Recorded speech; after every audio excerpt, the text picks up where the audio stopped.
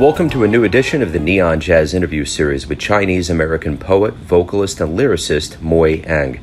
She talked about her latest 2019 CD called The Blue Hour in collaboration with her songwriting partner and producer, the four-time Grammy-nominated trombonist and bandleader, the great Wayne Wallace.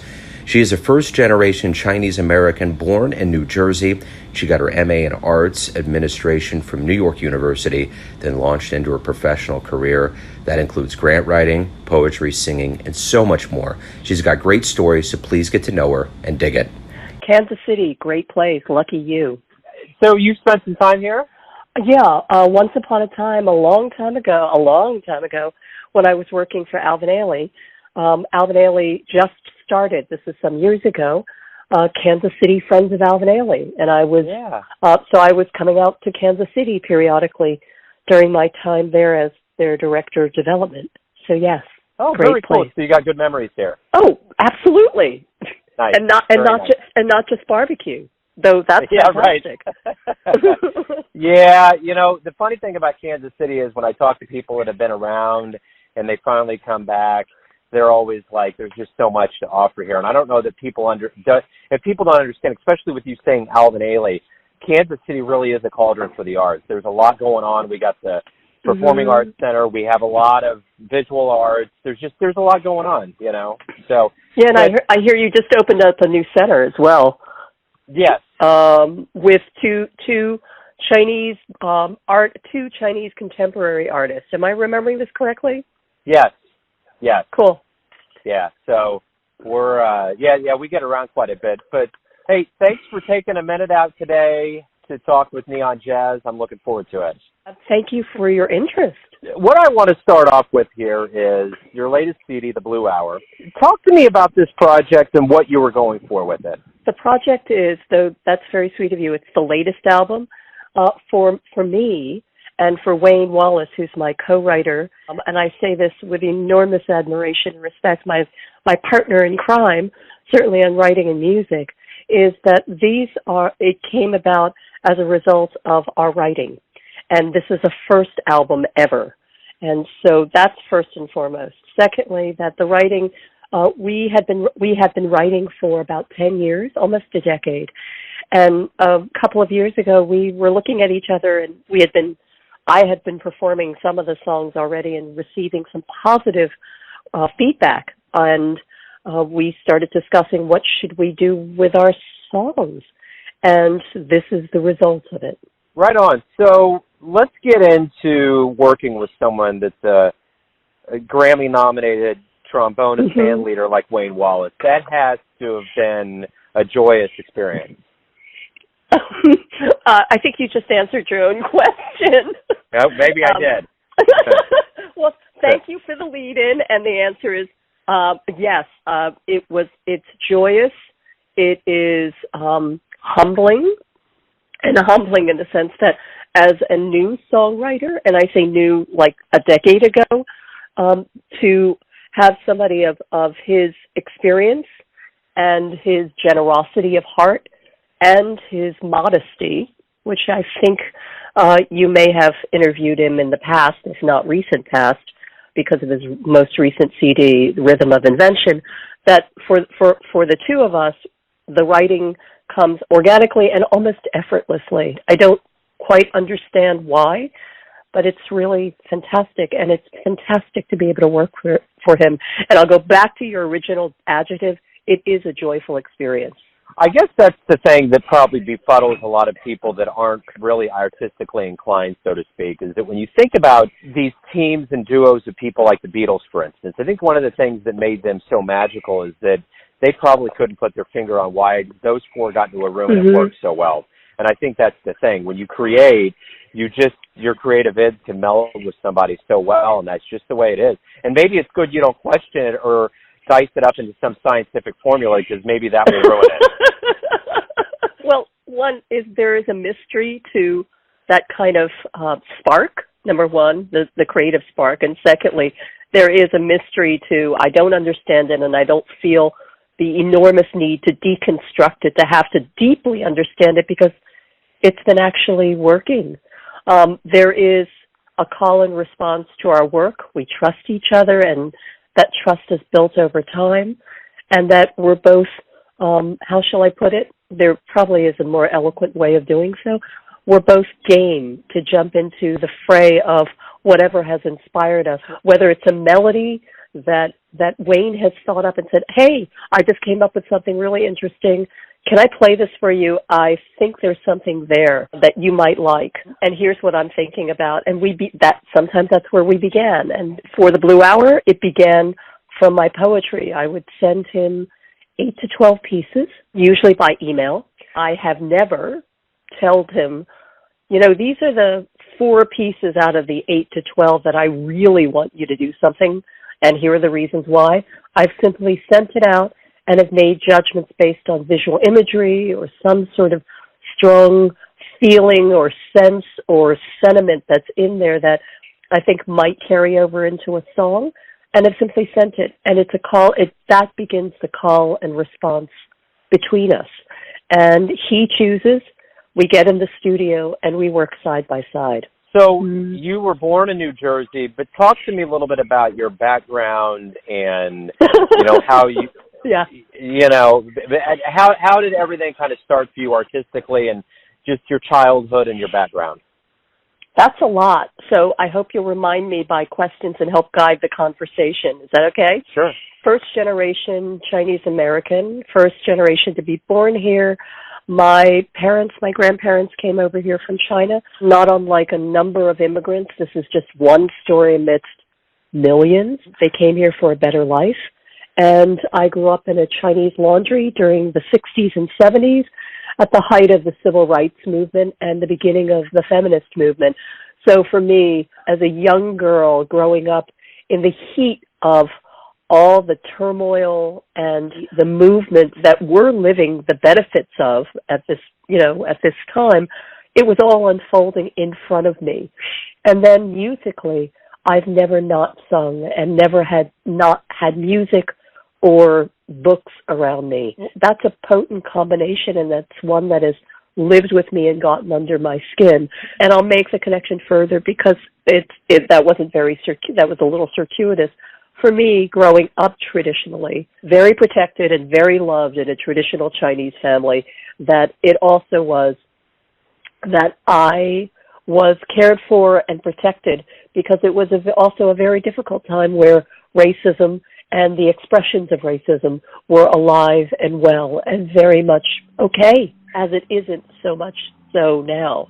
And so for me, music and during the 60s, rock, Motown, and then ultimately jazz and classical, Western European classical, and certainly I grew up with Beijing, my mother singing the Beijing and Cantonese opera in my ears as much as what was happening around in terms of American music. So music's never not been around, and it was an incredible time to grow up and to be surrounded by all of that, much less live through it. Was jazz a part of your life early on? Maybe not as early on as a 5-year-old, but I remember even now being introduced to John Coltrane, who hasn't been, and Sarah Vaughan, and at the age of 12, wanting so very much to sound like and to be Sarah Vaughan when I grow up. The sound of jazz, the possibility of improvisation, and the respect, and though I didn't have this language as a 12-year-old, but the respect and the admiration for voices that were singular and unique is very much in jazz and very much prized in jazz, as I learned, as I continued to listen. And the improvisation piece in a world that I was growing up in, 2 worlds, that life was very prescribed. That to have a piece of one's life, real if not one's whole life, if one chose to be a musician, to be centered around improvisation within a particular structure was not only freeing, was actually just like opening a door and window and having fresh air roll in. It was a little intoxicated and thrilling. Talk to me a little bit about how this journey began for you in music and in poetry. How did everything start, and how did it kind of steamroll for you? It's a longer life journey. Music's never not been in my life, and I think just going back to your earlier question, it's been in my ears. There's been multiple and continues to have multiple experiences in terms of musically as a listener. I was one of those unfortunately failed 7-year-old music students who didn't practice enough on piano and then became a classical voice student in my teens and realized that I had an almost 4-octave range, and I thought everybody could sing like that, and it really wasn't so. And so I sang everything possible, from jazz to rock to classical. I mean, you know, it was lovely to be able to do anything with a voice. Actually considered for a long while a career as a classical singer. Then made my journey into writing much later on when I sent myself to camp for the first time. My family it was hard going as an immigrant family, just financially. They saved everything up, and it was really for education. Camp was not part of my childhood experience, so I sent myself off to camp as an adult because I really wanted to grow both as a singer and wanted to learn how to write a song. I had already been writing poetry for quite some time and thought that there was something in the visual imagery as well as in the rhythmic pulse of some of the pieces that I thought might lend themselves to song. And if I never wrote a song, which is where my baseline for expectation was, needed to learn the craftsmanship of a song and how to write one. And in walked Wayne Wallace teaching the songwriting class at that camp. And who knew that a class would change certainly my life. And it was very encouraging. He was very encouraging. It was really wonderful to hear some of the components of what makes a great song set in a 5-day period.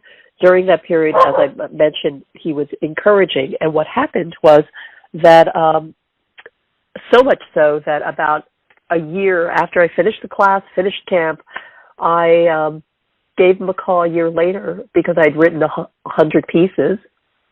And when I called him, he said hello, and I reintroduced myself, and he said, I was wondering when you would call me. I chuckled, and I asked him if he might consider writing with me. And that's how it literally all began. You have this side of you that's a grant writer that's very detail-oriented and specific, and then you have this side that's a vocalist and a poet. How do these both sides of your brain, the creative id and the id that has to have a day job, how do they come together and make who you are? That's a great question. I had hoped when I came out of college and out of grad school in New York, lucky enough to live and go to school and then ultimately work in one of the great cultural cities in the world. I wanted to have the opportunity, if I were lucky and could, both by dint of hard work and opportunity, really want to spend my days working at the macro level of improving the lot of two things. One, creating greater access to arts and culture for all of us, for people in general. And two, building infrastructure around leadership and finances around, and I mean funding, around for individual artists as well as small and mid-sized arts organizations that looked like America and not just Western European classical music, of which, as you just heard earlier, that I love and was trained in and still love, and I still sing privately for myself because right now I'm working on Brahms and Mozart arias because that's a lifetime love and a lifetime task to get better and better at that. That's one piece. So over the course of my more than 3-decade career during my day life, I've been a grant writer, I've been a development director, so I've headed up fundraising departments, as most last time, was working with Miss Alvin Ailey as his director of development before he passed. I've spent some time as a consulting with the Ford Foundation, the Mellon Foundation, Wallace Foundation on program design and evaluation and moving funding out to artists and arts organizations like choreographers, etc., to working, which brought me to California as the head of performing arts grant making for the William and Flora Hewlett Foundation, one of the 10 largest funders in the arts in the country. And so what's led me here is that at this moment in time, my daytime life is really focused as the CEO with a startup that is focused on raising funds and purchasing buildings that provide permanent, long-term, affordable space for artists and small and mid-sized arts organizations and creatives in one of the most expensive cities in the world, San Francisco and Oakland. So that's my daytime life. My nighttime life or weekends, anything else, is really my own personal practice. So music has never left me. Writing has never left me. It's just over the period of years, it's evolved over time. And so I, in fact, am very fortunate that in all of these years, looking in retrospect and looking forward, I'm lucky enough to live an integrated life in arts and culture. So what was one of the first live jazz shows you saw that really blew your doors down, or a first live show? The first jazz show that really blew my ears out and the doors down was when I was 19 and on a date with a jazz pianist who was crushing on me, and it was really lovely to go out with him. However, the show that he took me to that I really wanted to go to was to hear Betty Carter. I got to hear Betty Carter at the Village Vanguard, and the seat I was in was literally 5 feet in front of her. She was extraordinary. She was vibrant. Her sound, she was at the top of her form and her game. It was beautiful and inspiring, and it was magical. I could not imagine for the life of me if I could ever do anything like that and sound like me, not Betty Carter, but me. She was really a force of nature and extraordinary. Wonderful. So everything's going to come down to this. I want to ask you, everyone has their version or interpretation of you, your family, your friends, your colleagues, your fans. But who do you think you are? That's a fantastic question. Thank you. I feel as if I should lay down on the sofa and say, "So, doctor, let me think about that." Exactly. I would actually hold up a mirror and ask you, because it's such a great question. I'm sure you could answer it and model it for me. That's a great question. Let me think about that.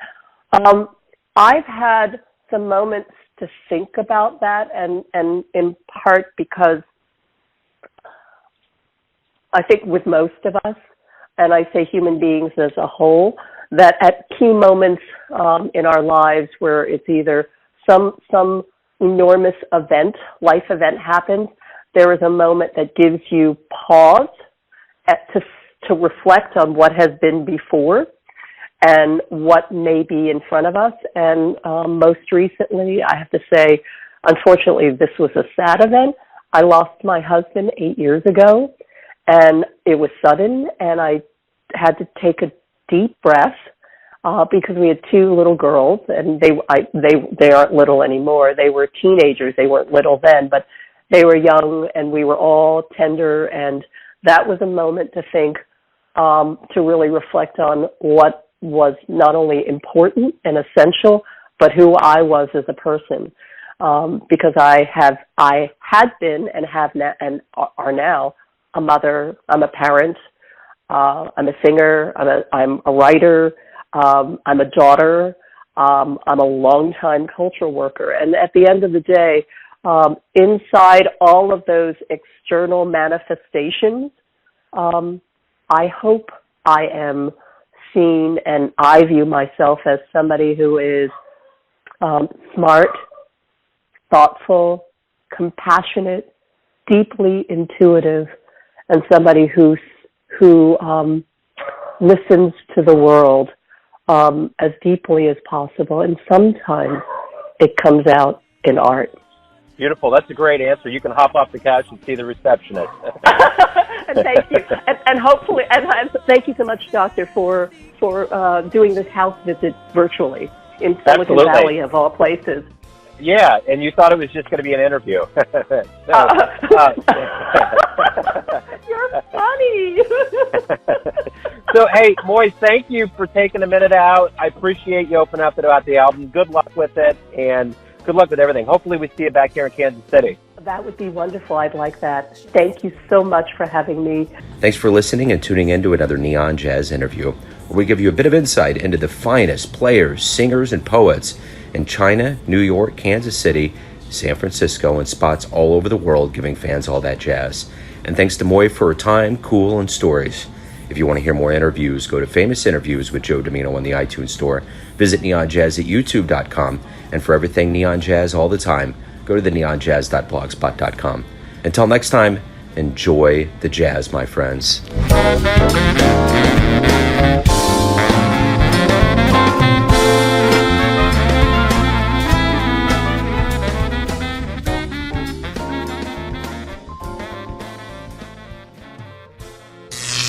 Neon Jazz.